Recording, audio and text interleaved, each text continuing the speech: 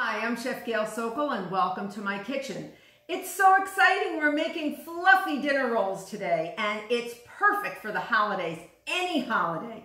Thanksgiving, Christmas, any holiday at all, and it's perfect for sliders because they're individual pull apart, soft, fluffy. You could use them as a pillow and take a nap. You could use them for leftover Thanksgiving sandwiches with the dressing and the stuffing piled high on these little rolls.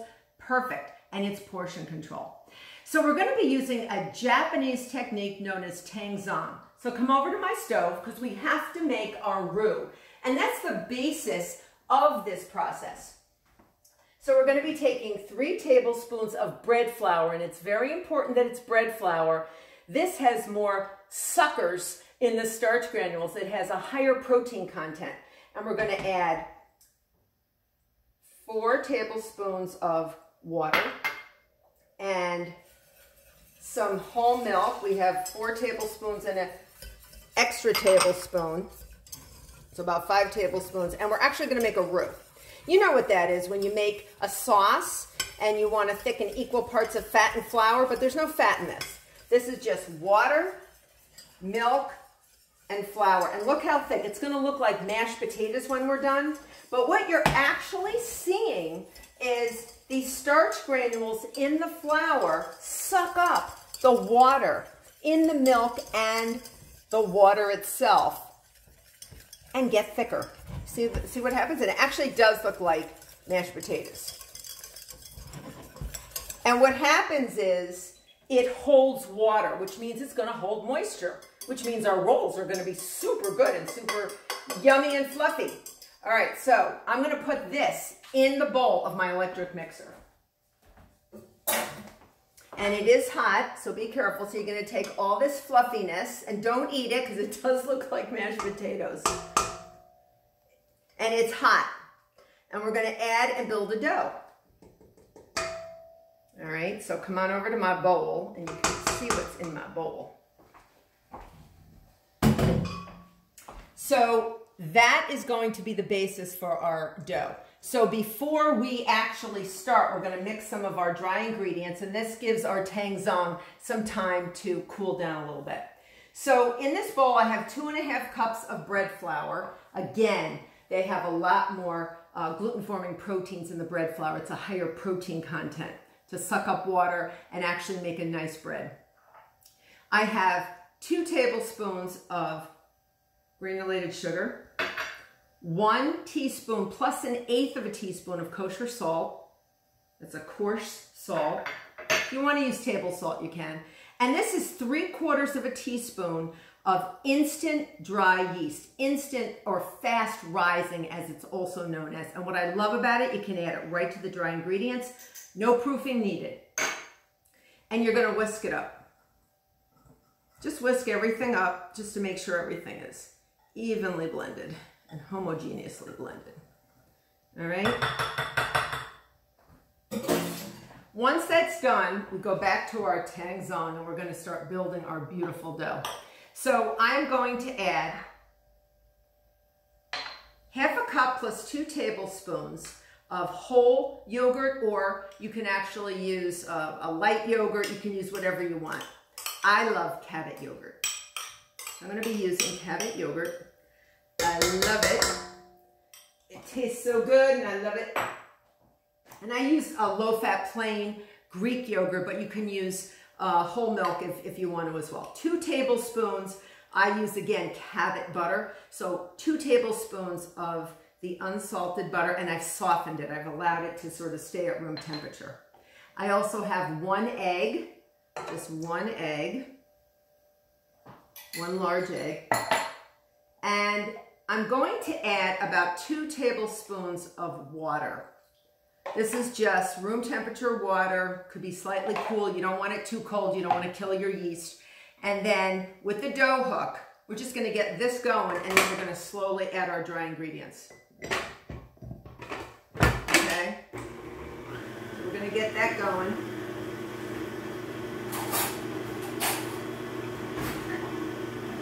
And once we see this is sort of blended in, I'm going to stop the machine and I'm going to add my dry ingredients. All right, to our tangzhong. Woo. Just add it all at once. I just wanted to mix that up a little bit to break up that roux. And this actually creates a lot of moisture and fluffiness in the bread, in that bread dough. And you'll see the bread dough comes together so nice. It feels so good. You don't even want to bake it because it's so nice to play with. It's sort of a stress reducer. I like that. It's a stress reducer. Okay, so get that all in there. We put our hook in, lock it, and let it go. So you're going to let that go until a dough forms. And you may need 2 extra tablespoons of water. You have to watch and see how dry your dough is. Sometimes I've needed it, that extra 2 tablespoons of water.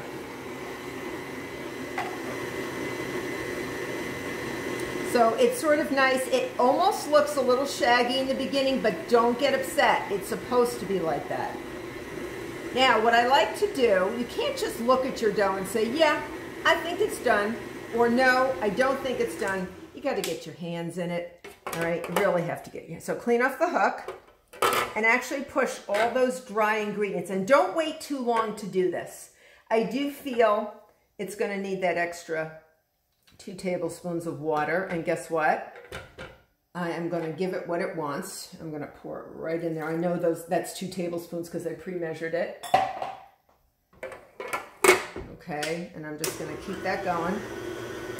And don't trust your dough hook to do all the mixing. Make sure that you take it out on a in a workspace that you can knead on and actually feel your dough. See it coming together? See, it did need that extra 2 tablespoons. And if you need another tablespoon, put it in as well. But you don't want it to be too soft and squishy. You want it to be soft and slightly sticky at this point. All right, I'm going to stop. Clean off my hook. All right. And now I'm going to bring it to my work surface because I love to feel my dough. I do. I just do. All right, so you can see I'm going to gather all my ingredients that might have gotten stuck to the bottom of the bowl, gather them. And it feels a little soft. Bring it out here. Bring it out here. You see that? You want that incorporated. So what I'm going to do is use my bench scraper or my dough cutter. And you want to really just knead that. So take the palm of your hand and push. And you see how this sort of looks sort of scrappy? Sort of like a dog that hasn't been brushed? Well, sort of like that with the gluten-forming proteins in here. So we're going to help those gluten-forming proteins straighten up, sort of like little soldiers. And by kneading them, it's going to get them to line up. And you see how it can get a little sticky? Now it looks a little sticky to me, right? Still not smooth and elastic. So I may take a tiny little bit and use some restraint here, folks. I used to use too much flour. Don't do it. I'm only going to sprinkle a little bit. You can always add more. You can never take it away. Put your dough in there and then start kneading again. You want it to get smooth and elastic, but you still want it to be slightly sticky. So never over add too much flour. That'll get you a dry dough, which is not what you want. Now, if you notice things are coming together, I might need just a little sprinkling, okay? This dough feels so good now. It is slightly sticky. You're gonna roll it around the flour. You're gonna knead it a little bit. And you're going to have a bowl, a good sized bowl where it can rise, sprayed with nonstick cooking spray, ready to go. And a piece of plastic wrap, or even a kitchen towel. All right, so I think this is ready to go. You don't want to overdo it either, but you see that? Beautiful, slightly sticky, but it actually doesn't look shaggy anymore. So here's my bowl. I've sprayed it with nonstick cooking spray. All right, I can feel it's nice and sort of greased. I'm going to put my dough in. And then I'm gonna flip it over so the grease side is up. And then I'm gonna cover it with a piece of plastic wrap. Real tight. And I'm going to leave it in a nice warm spot for about an hour and a half, and it will need about an hour and a half. Put it in an unlit oven. I have a nice warm spot over there. I'm gonna wash my hands for 2 seconds because I've already made some. The other way you can make a nice little sort of proof box to proof your dough, I'll give you a little tip. Take a garbage bag, like a clean kitchen garbage bag that's never been used, and shake it out so it's nice and inflated. Put your bowl of dough in there, and then with a Ziploc or a twist tie it shut so it looks like a balloon, and that'll create a nice heated environment for your dough to undergo fermentation. Just a little tip. All right, so I'm gonna clean this off a little bit. All right, and we're gonna form our dough. Make sure that this dough cutter is relatively clean. I don't want to have any little bits of that dough on my hands because that will affect the rolls that we're going to be forming. And we're going to be making a dozen rolls. So I'm going to my oven because I have a proof setting on my oven for bread. So this has been proofing. Oh, hello, baby. All right. And it is gorgeous. You can see see how it's got that bulge on top of the carbon dioxide from the fermentation process? See that? Now, I'm not going to punch this dough. I'm not going to deflate it. I'm going to gently just let it sort of pour out, okay? And I'm going to get it into a square, all right? Get it into a nice size square because we're going to divide it into 12 equal pieces, all right? And don't overly pull on it. It's full of beautiful tangzhong. It's full of carbon dioxide bubbles. It smells delicious. So we're just going to get this into a square shape, all right? And we're gonna divide it into 12 equal pieces. So you don't have to weigh anything.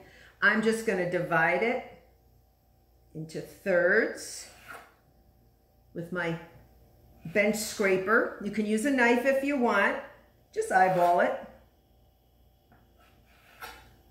All right. Just going to separate them out a little bit. Don't want to twist or overhandle anything right now. And now I'm going to go into fourths. So I'm going to first go about half. And if they're not perfect, don't worry about it. But we don't want any complaints, right? If somebody gets like a smaller roll than somebody else, oh my goodness, that would be heresy, right? Everyone wants the same size roll. I know I do. Nobody likes to be gypped on their rolls. And then you're going to put your 12 rolls on the side. Boom, boom, boom.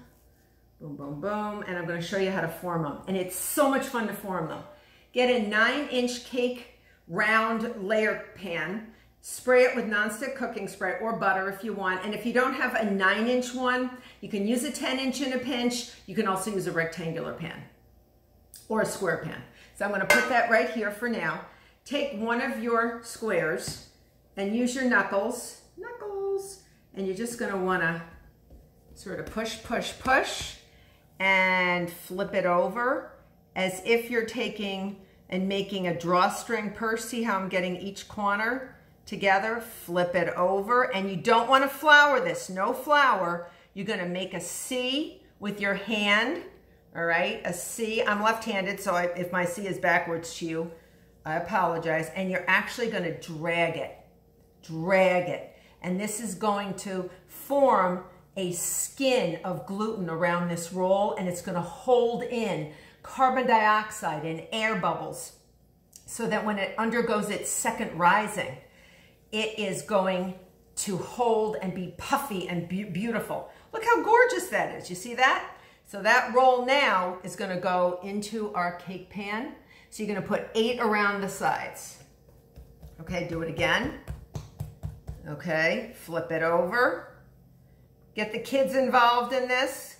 Get the grandparents involved in this, and the aunts and the uncles. The only people I would not suggest is the dogs and the cats. And then this takes a little time to practice. This took me a little while to know how to do, and then I just sort of space it a little bit. Now, again, if you feel that it is not enough friction, you could actually, or it's too slippery or loose, you can wipe it down, but you really want to make sure you have a little friction here. If you don't, and you want to create some, sometimes I will spray a little water or put a drop of oil on here. I think Jacques Pepin puts a little oil on his work surface, just a drop, and it just creates enough friction, because sometimes you don't have enough and sometimes you have too much. And sometimes some bakers actually use like a little spritz bottle. So you're gonna go all the way around. Okay, and you don't have to overly hit them. This should not take too long. And once they're all in here, and you should get, you know, nice 12 ones. If you want, you know, 12 of these rolls. If you don't want 12 and you want bigger ones, like big sandwich rolls, I would just put them on a sheet pan. And then you can have, you know, like separate rolls. They may just take a little bit longer to bake, but they wouldn't bake together. And when they bake together, the rolls are softer. They don't have any hard edges. So I'm gonna go all the way around, all right? And I want to do this over and over because this is how you get good at this. It takes time. So the first roll may not look good as the middle roll, and your last roll may look the best. All right, so I have 6. Flip it over. And again, expect it to be slightly sticky, but you really do want it to be, you want it to feel a little slightly flabby. That's a good roll. All right, so we have 3, 6, 7. We're gonna do one more here. I'm feeling a little doughy under here, so I'm gonna clean it off. You don't want anything in the way of you rolling this dough. And again, if you need just a drop of oil, you can use it, but too much wetness is going to cause the dough to stick. And no flour. Notice I didn't use any flour. No, sir, did not use any flour here. All right, so see what I'm doing? And these are going to rise into themselves. So you will not have any space when they're done. These are going to rise not as long as the actual dough itself. About 45 minutes to an hour. You want them to double in size. Okay, you want them to double in size. And then you're going to bake them at 375 degrees Fahrenheit for about 25 to 30 minutes. You're going to egg wash them first as well. And I like to sprinkle them with a little Maldon salt. That's that flaky sea salt that's made in England by like 4th generation salt makers. Very exciting. Salt is so exciting. And if you have another favorite salt, use it. Even some cracked black pepper on top, or if you want to infuse a little butter with garlic, you can do that, or put a little garlic salt on top, whatever you want to do. All right, so we have one more to go. I'm not forgetting about you, little one. All right, just boom, boom, boom. Drawstring purse, flip it over. See it? See? See, that's what I'm doing. You can actually feel that skin dragging, and you want to feel that until you get that beautiful top, that beautiful smooth top. Okay, see that? So now this is just going to rest. I'm going to cover it with a kitchen towel, and it's going to rest for about 45 minutes to an hour until it's doubled in size. Okay, so now I'm going to show you the big reveal. I've baked some already. And what I like to do, so you're going to egg wash those with 1 egg that's been beaten with a pastry brush, and sprinkle it with a little Maldon salt. And then once it's baked, 25 to 30 minutes, you want them to be nice and golden brown. once they come out, they are going to be, let me just clean this off real quick because I want you to see the gorgeousness. And then I'm going to actually put a little butter on them. All right. I don't know how many of you may have a marble slab, but take care of it. Really take care of it and keep it clean. Don't put any harsh chemicals on it because it'll last forever. It's not just for chocolate work. You can actually use it for bread dough, rolling out pastries, pies, pie crust, and I'm gonna dry it real fast so I can show you and highlight my beautiful rolls. Look at these. Aren't they gorgeous? And they have a little of the Maldon salt on top. And then what I'm going to do, and this is Maldon salt. It is actually pyramid shaped. It's actually shaped in a pyramid shape. So let me see if I can show it to you. I don't know if you can see it, but if you hold it up, you can actually see some of the pyramids. Very interesting. And you can crush it on top, and then you can actually take a little butter and sort of smear it over the top. So I would probably, when they come right out of the oven, these are a little bit cooler, and then just brush the top with some butter. And then just pull apart.